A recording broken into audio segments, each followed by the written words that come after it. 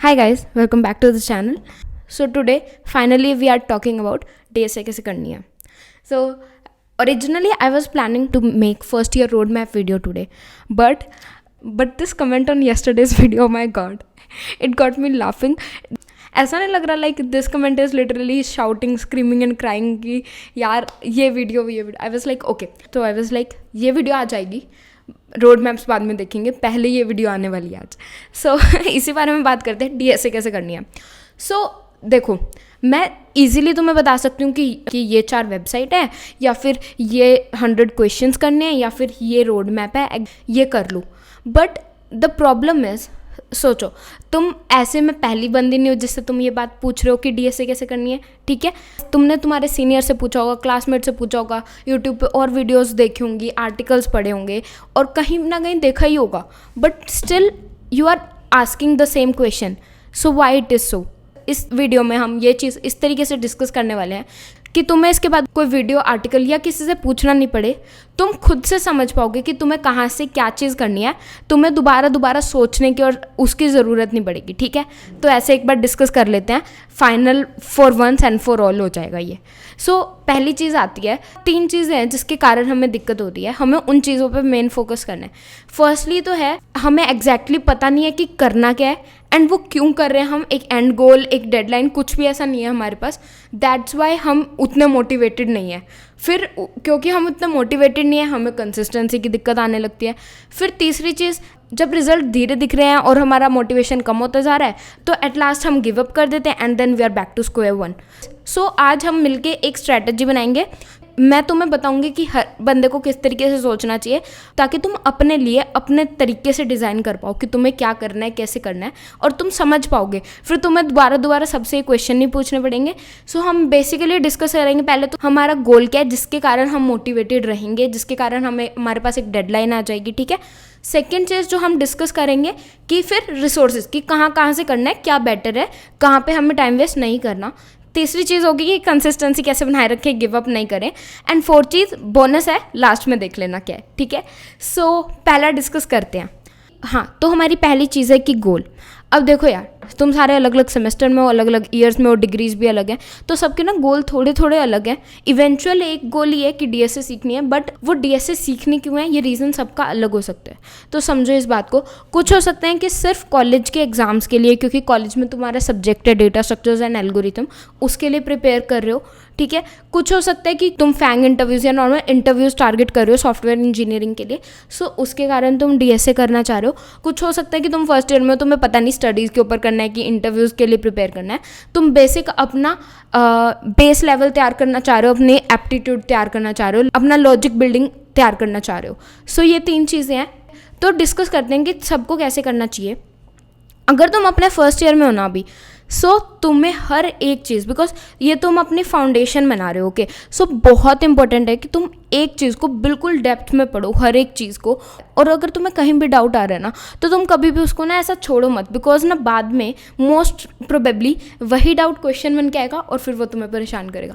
तो तुम्हें ये पता होना चाहिए कि तुम एक डेडलाइन रख लो कि ठीक है, मैं 6 महीने आराम से लगाऊंगा, मज़े में 6 महीने लगा लूँगा, बट मैं इसे इतने अच्छे से कर लूँगा ना यार, डेटा स्ट्रक्चर्स के सारे बेसिक, उनकी वर्किंग और उनके ऊपर क्वेश्चंस, कि मुझे कभी दोबारा डाउट नहीं आएगा. और ये एक ऐसी चीज़ है, तुम एक बार कर लोगे ना, तुम्हें दोबारा नहीं करने की जरूरत पड़ेगी. क्या होता है कि तुम्हें रिवाइज करना होता है, और वो रिवीजन हो जाती है इजीली 1 हफ्ते में, 2 दिन में, बट एक बार. लेकिन उसके लिए चाहिए कि तुमने अच्छे से कर रखा हो. अगर तुमने अच्छे से नहीं कर रखा होगा ना, तो तुम ब्लैंक ही हो जाओगे दोबारा, तो जब तुम करने आओगे. सो ऐसा मत करना. फर्स्ट ईयर में तुम्हारा बहुत टाइम होता है लेजिट. मैंने भी आई गेस 3-4 महीने आराम से लिए थे और उसमें अच्छे से प्रिपेयर किया था. मैं तुम्हें आगे बताऊंगी मैंने कहाँ से प्रिपेयर किया था, तो सुनते हैं. बट नेक्स्ट चीज़ आती है कि अगर तुम कॉलेज करिकुलम के कारण प्रिपेयर करना चाह रहे हो कि कॉलेज में एग्जाम्स आएंगे, अच्छे से देने हैं वो, मे बी तुम मास्टर्स के लिए टारगेट कर रहे हो या अच्छे हाई स्कोर्स के लिए टारगेट कर रहे हो. सो क्या करो कि अपना सिलेबस देखो, उसमें सारे टॉपिक्स तुम्हें अच्छे से गिवन होंगे. एक एक टॉपिक पकड़ो और उसको बिल्कुल अच्छे से करो. समझ रहे हो, तुम्हें ऐसे फिर करना चाहिए. और अगर तुम प्रिपेयर कर रहे हो कि भाई इंटरव्यूज़ के लिए, सो जाओ एक लिस्ट बनाओ, ऑनलाइन सर्च करो डेटा स्ट्रक्चर टॉपिक्स, फिर आ जाएंगे तुम्हारे लिंक लिस्ट, टैग, क्यूज़ और हैश मैप्स, ये सब आ जाएंगे एक साथ. उनको लिखो एक पेज पे, तुम अपने आप को टाइम दो। अगर तुम अपने सेमेस्टर के हिसाब से टाइम दे सकते हो कि तुम्हें कितना टाइम पड़ा है तुम्हारे इंटरव्यूज़ के लिए। मान लो 3 मंथ्स पड़े हैं, तो तुम कहो कि 1 मंथ में तुझे कैसे भी करना है, बिकॉज ऑब्वियसली टाइम कम है तुम्हारे पास। अगर तुम अभी सिर्फ 3rd ही सेमेस्टर में हो तो तुम आराम से 1 सेमेस्टर दे के बहुत अच्छे से कर सकते हो, बिल्कुल फ्रीली होके कर सकते हो, ठीक है। अगर तुम 1st ईयर में हो तो तुम बिल्कुल चिल हो गए, 1 सेमेस्टर उसको करो अच्छे से, फिर आगे 1-2 सेमेस्टर उसे पॉलिश करने के लिए भी साथ साथ प्रोजेक्ट्स बना रहे हो, साथ साथ इनकी भी प्रैक्टिस रख रहे हो, ठीक है। तो ऐसे कर सकते हो। तो तुम्हारे पास गोल क्लियर हो गया ना कि तुम मास्टर्स वगैरह के लिए मतलब हाई ग्रेड्स को टारगेट करो, तुम इंटरव्यूज़ को टारगेट करो, या फिर अभी तुम्हें अपना बेस बनाना है जो कि तुम्हें बहुत अच्छे से बनाना है। एक बार ये क्लियर हो गया, अब हम आगे बढ़ते हैं कि कहाँ से करना है। तो यार देखो, पता है क्या चीज़ है, पहले ना बहुत सारे रिसोर्सेज नहीं हुआ करते थे। इवन तुम्हें लगेगा कितनी अजीब सी बात है मैं ये बात बोल रही हूँ, मैं 3 साल पहले ही तो आई हूँ कॉलेज में, बट सी अब ना इतने सारे रिसोर्सेज हैं क्योंकि यूट्यूब इतना ज़्यादा बूम गया। तुमने देखा होगा इतने सारे न्यू यूट्यूबर्स हैं और उनके रिसोर्सेज सच में बहुत अच्छे हैं। इवन हर एक यूट्यूबर्स ने जो रिसोर्सेज डाले हैं वो वेरी वेल क्यूरेटेड हैं, किसके थोड़े से कम किसके थोड़े से ज़्यादा, बट वो सारे ही अप्रोप्रिएट हैं तुम्हारे लिए, सारे के सारे। कोई भी ऐसा नहीं है कि तुम्हारे लिए वो अप्रोप्रिएट नहीं है या इनफ नहीं है, ठीक है। उससे पहले जो थे वो भी तुम्हारे लिए अप्रोप्रिएट है। मैंने कहाँ से किया था, मैंने हैकर अर्थ से स्टार्ट की थी, सच बात है बिल्कुल। मैंने क्या किया था कि ना फर्स्टली मेरे को बिल्कुल मतलब ऑब्वियसली 11th-12th में मेरे पास कंप्यूटर्स नहीं था, आर्ट्स थी। 1st ईयर में एंटर होने के बाद मुझे पता चला कि अच्छा कोडिंग, C++, पाइथन ये सब चीज़ें होती हैं। मुझे literally for loops, if else loop ये भी नहीं पता थे। मैंने पढ़ना शुरू किया। हैकर अर्थ में ना काफ़ी अच्छे से मतलब आर्टिकल्स लिखे हुए हैं हर चीज़ को समझाते हुए, और उसमें ना एक वो है, मैं तुम्हें दिखा दूंगी वेबसाइट का पेज जहाँ पे तुम्हें सारे क्यूरेटेड मिल जाएंगे डेटा स्ट्रक्चर्स और एल्गोरिथम। सो मैंने क्या किया था, मैंने स्टार्टिंग से डेटा स्ट्रक्चर्स लगाने शुरू कर दिए थे। आर्टिकल पढ़ती थी, उसके क्वेश्चंस करती थी मैं लेजिट ना। अपने 1st ईयर में मेरे वीकेंड, क्योंकि मेरे दोस्त थे नहीं, मैं हॉस्टल रूम में रहती थी, मेरी अटेंडेंस 20-25% थी, ठीक है। तो मतलब तुम ऐसा मत करना, ऑब्वियसली मतलब कर भी सकते हो, ऑनलाइन है, ठीक है। तो मेरी इतनी रहती थी, मैं वीकेंड में पड़ी रहती थी मतलब अपने हॉस्टल रूम में और क्वेश्चंस कर रही होती थी। और मेरी रूममेट है, उसका दिमाग ख़राब हो जाता था क्योंकि मैं उसको ना बिठा के समझा रही होती थी अपने क्वेश्चंस, क्योंकि मेरे से मतलब मैं अटक गई कहीं पे, तो मैं बैठ के उसे समझा रही होती थी जिससे कि मुझे समझ में आ जाए, समझ रहे हो। एक एक लाइन बैठ के उसे समझा रही होती थी ताकि मुझे अपनी गलती मिले। सो ऐसे मैं कर रही होती थी। एक वीकेंड पे टारगेट होता था कम से कम 5-6 क्वेश्चन। मैंने कभी भी ऐसा नहीं किया कि मैंने एक दिन में ना 15-14 मतलब 15-20 क्वेश्चन कर दियो, वो मेरे से नहीं होता। पता नहीं क्यों, लोग कहते हैं लीड कोड के भी मैंने आज 15 क्वेश्चन किए, फलाना किए, बट मेरी कैपेसिटी यही है मैक्सिमम 6 से 7 क्वेश्चन। वैसे तो मैं नॉर्मल जो मेरे अच्छे क्वेश्चन निकलते हैं ना वो 4 होते हैं, ठीक है, एक दिन में। क्योंकि ना यार एक वो होता है कि तुम कितना दिमाग लगा पा रहे हो, कितना यूज़ कर पा रहे हो। मुझे लगता है कि अगर मैं उससे ज़्यादा करती हूँ ना तो मैं बेफालतू में मतलब वो एफिशिएंट वे नहीं है मेरे लिए करने का। इसीलिए मैं मतलब बहुत कम क्वेश्चंस करती हूँ बट बहुत एफिशिएंटली करती हूँ। मैं बिल्कुल हिंट्स वगैरह नहीं लूँगी, मैं अच्छे से उसके जितने हो सके उतने अप्रोचेस सोचूंगी, जितने भी दिमाग में उसको कोड किया, अच्छे से उसे टाइम दिया, फिर औरों के सॉल्यूशंस पढ़े, देखे कि क्या कर सकती थी, कहाँ मेरी गलती है, कैसे एफिशिएंट बनाऊँ, ऐसे, ठीक है। मैंने हैकर रैंक से स्टार्ट किया एज आई सेड। उसके बाद मैंने क्या किया, उसके बाद जब हैकर रैंक पे हो गया तो हमारे कॉलेज में ना हमारा एक ग्रुप बन गया था 4-5 बच्चों का, और हम आपस में कोडिंग क्वेश्चंस करते थे। हमने कोड फोर्सेस पे कॉन्टेस्ट वगैरह देने शुरू किए, पर हम कभी लाइव कॉन्टेस्ट नहीं देते थे। हम ना वो ख़त्म होने के बाद जब आप वर्चुअल कॉन्टेस्ट चला सकते हो ना, वही दिया करते थे। तुम क्या कर सकते हो कि तुम्हें समझ आ जाएगा अपना लेवल, कि अगर तुम कोड फोर्सेस पे क्वेश्चन कर पा रहे हो तो वो अच्छी चीज़ है, तुम वहाँ पे शिफ्ट कर जाओ। बट कोड फोर्सेस भी वही चीज़ है कि अगर तुम कॉम्पिटिटिव की तरफ इंक्लाइंड हो, तुम वो करना चाहते हो, वो एक स्पोर्ट की तरह है। ऐसा ज़रूरी नहीं है कि तुम्हें इंटरव्यूज़ क्रैक करने के लिए कॉम्पिटिटिव करनी है। प्रॉब्लम सॉल्विंग आनी चाहिए। प्रॉब्लम सॉल्विंग तुम लीड कोड से भी इम्प्रूव कर सकते हो। लीड कोड पे जाकर तुम क्या करोगे, डेटा स्ट्रक्चर्स के तुम्हारे पास क्वेश्चंस है ना, तो तुम वो क्वेश्चंस लगाओ। एक एक लिंक लिस्ट का पूरा उन्होंने सेट दे रखा है, देन उन्होंने बाइनरी ट्रीज का पूरा सेट दे रखा है, वो सॉल्व करो वहाँ पे सारे क्वेश्चंस। और मतलब चीटिंग मत करो, बिल्कुल भी खुद से करो, तो ना तुम्हें प्रॉब्लम के बारे में सोचना आएगा। देखो, अगर तुम कॉम्पिटिटिव करते हो ना, अगर तुम कॉम्पिटिटिव करते हो तो ऑब्वियसली तुम्हारी प्रॉब्लम सॉल्विंग स्किल बहुत फाड़ हो रही है। बट ऐसा नहीं है कि बिना कॉम्पिटिटिव के तुम्हारी प्रॉब्लम सॉल्विंग स्किल अच्छी नहीं हो सकती, बिकॉज ये बहुत बड़ी मिथ है, ऐसा कुछ भी नहीं है। ऑब्वियसली ऐसा नहीं है ना कि अगर तुम कॉम्पिटिटिव कॉन्टेस्ट में पार्ट नहीं ले रहे, तो इसका मतलब है कि तुम सोच ही नहीं सकते क्या क्वेश्चंस के सॉल्यूशन या एफिशिएंट सॉल्यूशन कम टाइम में, ऐसा कुछ भी नहीं है। तो मैं सो वही चीज़ है, तुम देखो कि तुम्हें क्या अच्छा लग रहा है। लीड कोड पे जाके क्वेश्चंस करना इसीलिए थोड़ा हेल्पफुल हो सकता है तुम्हारे लिए, क्योंकि वो तुम्हें ये बताएगा कि इंटरव्यूज़ में किस तरीके के क्वेश्चन तुम्हें पूछे जाते हैं। वेयर एज अगर तुम कोड फोर्सेस या कोड शेफ पे प्रैक्टिस करोगे तो वो तुम्हें ये समझाएगा कि जब ऑनलाइन टेस्ट आते हैं ना, हर कंपनी के मोस्टली पहले एक ऑनलाइन स्क्रीनिंग टेस्ट होता ही है, उसमें किस टाइप के क्वेश्चन आएंगे। तो दोनों का थोड़ा पोर्शन तो ऑब्वियसली इंपॉर्टेंट है ही, बिकॉज दोनों तुम्हें हेल्प करेंगे एक कंपनी में जाने के लिए। ओके सो अब मैंने कैसे की, अब वही बात आती है कि मैंने उसके बाद कैसे इंप्रूव की। हैकर एथ पे करने लगी, देन हम कोड फोर्सेस में मूव करें। अब कोड फोर्सेस पे मूव करने के बाद हम इतने एक्टिव नहीं थे, एंड देन सबकी कुछ कुछ लग गया, कोई जीसोक में चला गया, मेरे गूगल स्कॉलरशिप वाला काम चालू हो गया, तो हम इसमें कम कंसिस्टेंट हो गए।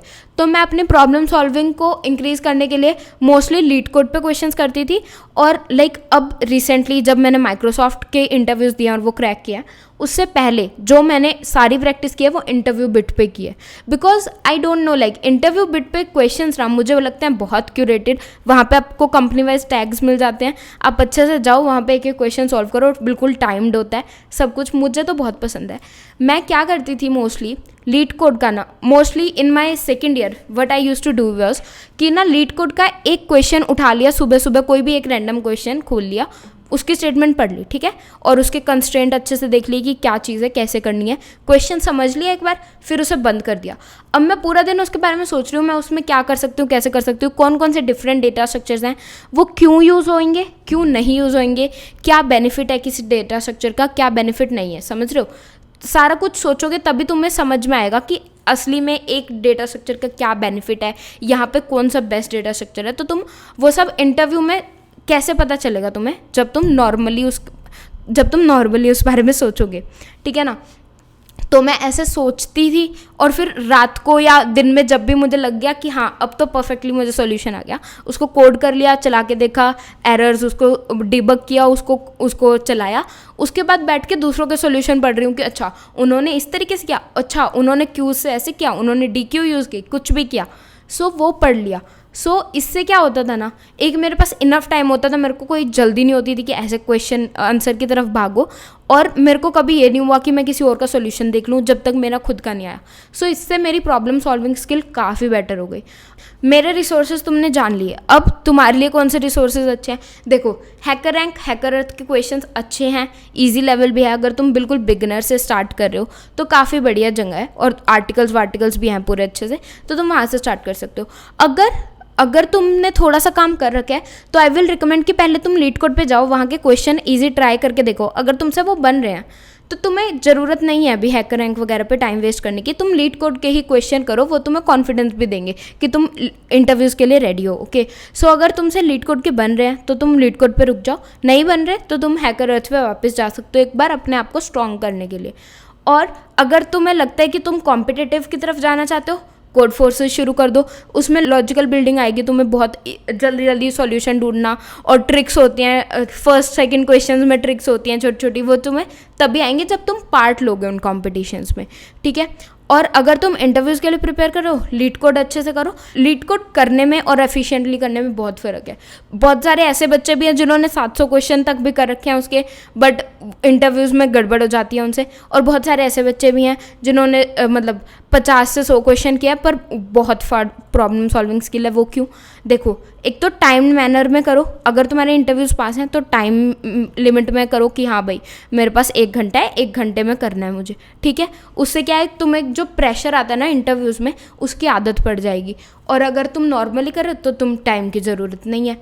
दूसरी चीज़, ये मत करो कि आज के दिन में मुझे 5 क्वेश्चन करने ही हैं।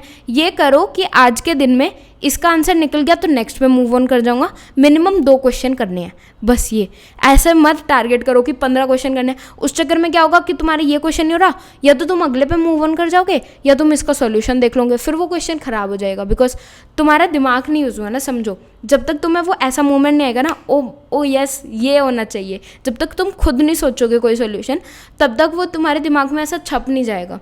अगर तुम कोई सोल्यूशन देखते हो तो वो तुम भूल जाओगे 2 दिन बाद, 3 दिन बाद, बट अगर तुमने कुछ सोचा है ना, वो तुम्हारे साथ बहुत लॉन्ग लास्ट करेगा। तो ये तुम्हें करना है, इसीलिए तो ये तुम्हें करना है। तो ये वे है एफिशिएंटली लीड कोड को यूज़ करने का। अब बात आती है कि हम कंसिस्टेंट कैसे रह सकते हैं। कंसिस्टेंट रहने के लिए देखो 2-3 तरीके हैं। पहला तो कि तुम ये बना लो कि मिनिमम 1 क्वेश्चन या 2 क्वेश्चन डेली करना ही है, जिससे कि बहुत कम क्वेश्चन लेके चल रहे हैं हम मिनिमम में, जिससे क्या होगा, तुम्हारे पास कोई प्रेशर नहीं क्रिएट होगा, तुम्हें डीमोटिवेशन नहीं होगा अगर तुमने नहीं किया, और इस चक्कर में तुम कंसिस्टेंट रह पाओगे। दूसरी चीज़ है, अगर तुम्हारे पास कोई दोस्त है या फिर कोई पीयर है जो कर रहा है, तो उनके साथ करना शुरू कर दो। तो हमने अभी क्या किया था कि मेरे इंटरव्यू से पहले मेरी एक फ्रेंड है, सो हम आते थे गूगल मीट पे, हम क्वेश्चन रीड करते थे, और मतलब कि गूगल मीट पे ही होते थे, पर हम अपना अलग अलग कोड करते थे। It was like a competition कि कौन पहले कोड करेगा, और इंटरव्यू चल रहा है। सो ये होता था। सो उससे भी कंसिस्टेंसी में बहुत हेल्प मिलती है। हम ज़्यादा नहीं करते थे, हम कहते थे हम आज एक ही क्वेश्चन एक साथ करेंगे, बाकी कोई कितने भी करे। सो उससे क्या होता था कि हमें एक साथ लाइक मीट पे आने में के लिए कभी प्रेशर नहीं फील होता था, क्योंकि हमें पता होता था एक ही क्वेश्चन करना है आज, ज़्यादा नहीं टाइम लगेगा हमारा, ठीक है। तीसरी चीज़ तुम क्या कर सकते हो, सोशल कमिटमेंट। ऑब्वियसली कोई चैलेंज ले लो, like 30 days of DSA, 30 days of coding. तो इन चैलेंजेस से क्या होता है, तुम्हारे पास पीयर प्रेशर बनता है। मे बी तुमने इंस्टाग्राम पे शेयर कर दिया या लिंक्डइन पे शेयर कर दिया कि मैं ना 30 डेज तक DSA करूँगा, फिर तुम हर रोज अपना अपडेट दे रहे हो कि मैंने आज इतने क्वेश्चन किया, मैंने आज ये टॉपिक पढ़ा। तो तुम अगर नहीं करोगे ना, वैसे किसी और को फ़र्क नहीं पड़ता, बट तुम्हें लगेगा कि लोग वेट कर रहे हैं, तो तुम करना चाहोगे, पीयर प्रेशर आ जाएगा तुम्हारे ऊपर। वैसे अगर तुम ये चैलेंज ले रहे हो तो तुम मुझे भी टैग कर सकते हो, मैं भी तुम्हारा थोड़ा हौसला बढ़ा दूंगी, बट हाँ ठीक है। तो ऐसे तुम कंसिस्टेंट रह सकते हो। अब क्या गलतियाँ नहीं करनी है, गलतियाँ फर्स्ट थिंग इज़ कि कंसिस्टेंट रहना है, कंसिस्टेंसी नहीं तोड़नी। अब ये नहीं है कि तुम बिल्कुल ही ब्रेक नहीं ले सकते कि 2 दिन हो गए तो कोई पाप हो गया और बिल्कुल डिमोटिवेट होकर बैठ जाओ। इट्स ओके, 1-2 दिन हो जाते हैं कहीं भी, कभी कभार, बट ये मत करो कि हफ्ता नहीं किया और उसके बाद हफ्ता नहीं किया तो उस गिल्ट में तुम आगे भी स्टार्ट नहीं कर पा रहे हो। समझ रहे हो, जब तुम्हें टाइम मिले एक क्वेश्चन रीड कर लो और करते रहो, ये होती है स्ट्रैटेजी। तुम इस तरीके से कंसिस्टेंट रह पाओगे। ईजी बनाओ प्रोसेस ताकि तुम उसे कर पाओ, ठीक है। अब दूसरी चीज़ कि क्या गलतियाँ हो जाती हैं कि तुमने क्वेश्चन पढ़ लिया, तुम्हें समझ नहीं आ रहा, 2 दिन हो गए, तो तुम या तो उसको छोड़ दिया या फिर उस पर बिल्कुल हफ्ते लगा दिए। हफ्ते भी नहीं लगाने, 2 दिन भी बहुत हो गया, 1 दिन से ज़्यादा मत लगाओ। और अगर तुमने उसे छोड़ना भी नहीं है, तुम्हें नहीं समझ में आ रहा, उसका एडिटोरियल पढ़ो, सॉल्यूशन पढ़ो, दूसरों के सॉल्यूशंस देखो और समझो। अब समझने की कोशिश करो कि तुम्हारे दिमाग में ये चीज़ क्यों नहीं आई। मे बी वो तुम्हें ये बता दे कि ओहो तुम्हारा ये ग्राफ का ये टॉपिक कमज़ोर है, तुम कनेक्टेड कंपोनेंट्स नहीं देख पा रहे हो, तुम क्वेश्चन में समझ नहीं पा रहे हो कि ये कंपोनेंट्स निकालने थे, समझ रहे हो।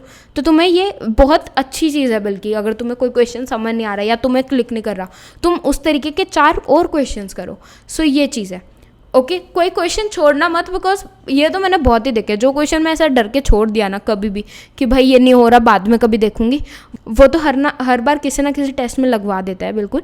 सो ऐसा कोई क्वेश्चन छोड़ना मत। अब नेक्स्ट चीज़ क्या आती है कि तुम खुद से अपने लिए स्ट्रेटजी कैसे बना सकते हो। मैंने सारी चीज़ें तुम्हें बता दी जो मुझे बतानी थी, पर ये तुम्हें लगेगा सिमिलर ही तो है, सारे भी यही कहते हैं, पर मुझे रिसोर्सेज तो अभी भी नहीं मिले। मैं बताती हूँ, देखो। So moving forward, let me quickly tell you that I have recently launched my live show Tech Buds with Khushbu on an academy. I have a show every Monday afternoon at 9 p.m. It is for everyone who is a tech enthusiast. If you want to crack top companies or want to understand the hiring process, so let me tell you how it works. So you can get subscription for careers as a software developer, and then you will get access to all the shows from all the big creators like Tech Talks and Top Interview Questions, HR Talks and Tech Bites, and these are all sort of people who are working in Google, Amazon, Microsoft, who are 7-star coders or industry experts. If you go to any profile, you can see whatever it is about its shows and all the content. So you can subscribe to it with 83 rupees per month, and if you use my code Khushbu100, you can get 10% off. So there are a lot of things that are planned for you. Everything is there. So the main benefit of joining it is you get to talk about HR, how they recruit in company, and you can learn about different technologies, data analytics, blockchain, and interview skills, and give mock interviews and stuff. And you can get your college projects reviewed, you can get your resume reviewed.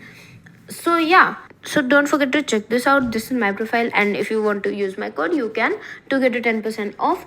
And yeah, let's get back to the video. अब next चीज़ क्या आती है कि तुम खुद से अपने लिए स्ट्रेटजी कैसे बना सकते हो। मैं चाहे तुम किसी की भी सीरीज़ फॉलो कर रहे हो, यूट्यूब पे फॉलो कर रहे हो, तुमने कोई भी हैकर रैंक या हैकर अर्थ साइट उठा ली, लीड कोड उठा लिया, इंटरव्यू बिट उठा लिया, कोड शेफ, कोड फोर्सेस, कुछ भी उठा लिया, समझो मेरी बात, या फिर किसी भी यूट्यूबर की सीरीज़ उठा ली, तुमने किसी की भी सीरीज़ उठा ली, तुम उसको पूरा कंप्लीट करो। कोई भी एक रिसोर्स भी ना इनफ है। इवन अगर तुम्हें बुक्स ही चाहिए ना, लाइक मेरे पास भी बुक्स है, बिल्कुल बाइबल ही है मेरे पास तो, ठीक है, आदि की है वैसे, बट हाँ आदिश के पास थी तो मैंने ले ली थी।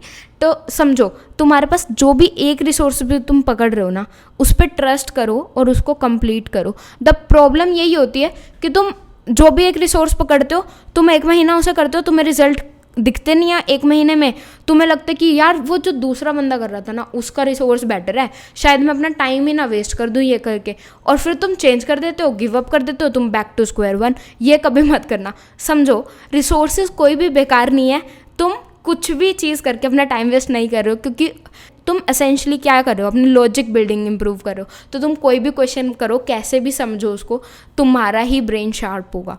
सो द थिंग इज़ कि तुम कुछ कहीं से भी पढ़ना स्टार्ट करो, उसकी एक स्ट्रैटेजी रखो, मिनिमम 3 हफ्ते का, मिनिमम उसे 3 हफ्ते का कंसिस्टेंट एफर्ट दो, वैसे तो 3 महीने का दो, ताकि तुम्हें रिजल्ट्स भी दिखे। फिर उसके बाद कहना कि भाई ये नहीं हुआ। तुम 3 महीने करो तो सारे टॉपिक्स एक बार कवर करो तो, और ये भी मत करना कि टॉपिक्स कवर करते जा रहे हो, क्वेश्चन कर नहीं रहे। सुनो, समझो ये बात, लिंक लिस्ट तुमने आज पढ़ी या फिर तुमने ग्राफ का कोई भी कंसेप्ट आज पढ़ा, कनेक्टेड कंपोनेंट्स आज पढ़े, उसके क्वेश्चंस करने हैं आज ही, नहीं तो कल ही। 4 क्वेश्चन पहले करो, फिर अगला टॉपिक, उससे पहले अगले टॉपिक पे जंप नहीं करना। सबसे इम्पोर्टेंट चीज़ है यही। तुम तुषार रोय की या किसी भी की भी कितनी ही वीडियोस देख लो, तुम्हें तब तक वो समझ नहीं आएगी जब तक तुम इम्प्लीमेंट नहीं करोगे, तब तक तुम्हारे दिमाग में नहीं घुसेगी। तुम्हें एक बार समझ तो आ जाएगा, हाँ हाँ बहुत बढ़िया, ये कर दिया ये कर दिया, बट जब तुम खुद करने लगोगे ना, ब्लैंक हो जाओगे। वो ब्लैंक कैसे नहीं होगे, जब तुम खुद से लिखोगे उस चीज़ को, खुद से रन करोगे, उसमें चेंजेस करोगे, उसे डिबग करोगे, समझ रहे हो। तो तुम्हें ये करना है।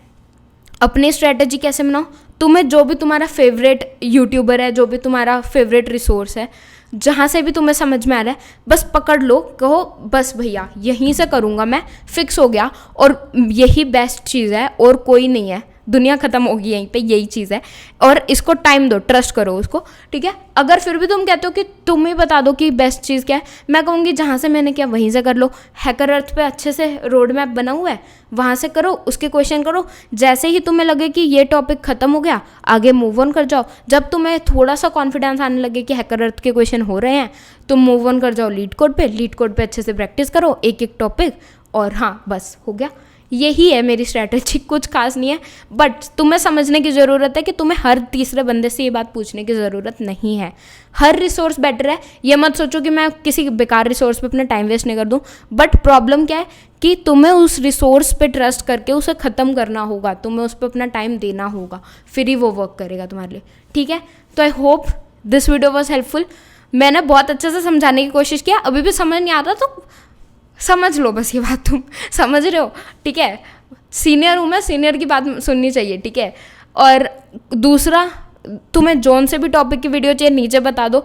अगर तुम्हें ऐसे ही चिल्लाना है मेरे पे तो चिल्लाओ, पर अगर मुझे सुनेगा नहीं कि तुम्हें कौन सी वीडियो चाहिए, तब तक आएगी नहीं ना चैनल पे, तो तुम्हें बताना पड़ेगा। तो जाओ कमेंट में बताओ कि कौन सी वीडियो चाहिए, उसके बाद ही वो चैनल पे आएगी। अभी तक यहाँ तक सुन ही रहे हो तो लाइक कर दो video, subscribe to the channel, और I will see you all next time. उससे पहले, जाने से पहले इन 2 वीडियोस को चेकआउट कर लेना, बहुत इंपॉर्टेंट है, बहुत अच्छे समझा रखा है। इसमें मिस्टेक्स समझा रखे, थोड़ी पुरानी वीडियो है बट मिस्टेक्स अच्छी बता रखी है मैंने कि कौन कौन सी नहीं करनी चाहिए। और ये मेरे फर्स्ट ईयर के एक्सपीरियंस के बारे में, ये दोनों चेकआउट कर लेना, ताकि तुम्हें भी पता चले कि कितना पढ़ना होता है, कितना नहीं। एक बैलेंस बहुत ज़रूरी है। और हाँ, मिलते हैं अगली वीडियो में, बाय।